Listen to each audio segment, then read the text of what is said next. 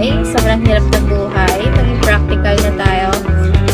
Piliin mo pa din yung, okay naman, yung kahit wala pa kayong para sa ngayon. Yung sa tingin mong kaya ka ng buhay, kaya mong buhayin pagdating ng panahon, or may pangarap, may plano sa buhay. Hindi yung puro mahal lang, I love you dito, I love you doon. Landian dito, landian doon. Ayoko na nun, parang, kasi ako, independent ako, so danas ko yan, na mas gusto ko, mas malaki yung pera ng lalaki kaysa sa akin. Kung may kinikita man ako ngayon, gusto ko mas lalamangan niya yan. Like, ang sarap din kasi sa feeling na libre talaga. Dati kasi, sanay ako na laging ako. So, gusto ko naman yung, ako naman muna.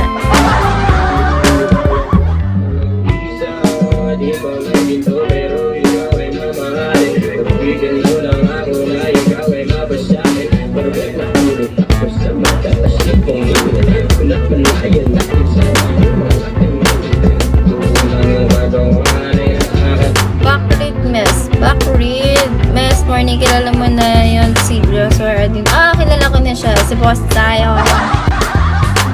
Sorry po sa mga admin ko. Well, actually, napansin ko, pipin lahat yung admin ko.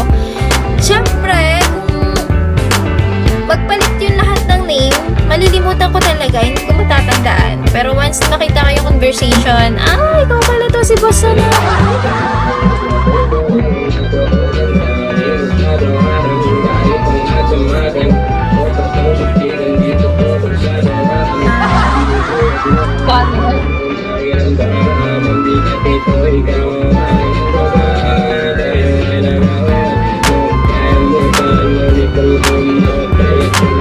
Justine.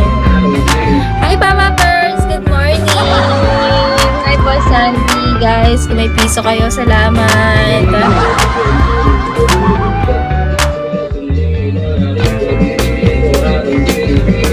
Sa ngayon, mapili talaga ako sa lalaki. Sabihan nyo na akong maarte kahit umidad ako ng 30, kung wala pa akong jowa, okay lang talaga. Kung wala rin ako, kung hindi na ako mag-asawa, okay lang din. Diba? Yun yung plano ni Lord. Di wala mo na ako asawa.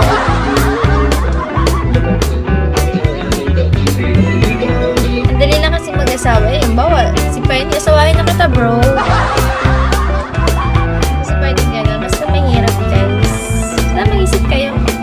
Sabihin na mag-aasawa na, pero ang hirap gawin na wala kayo sa buhay, mag-asawa kayo ng gusto. Masyang tama yung focus ko din sa pag-graduate. Pagka-graduate ko kasi, ang bala ko is, di ba, 3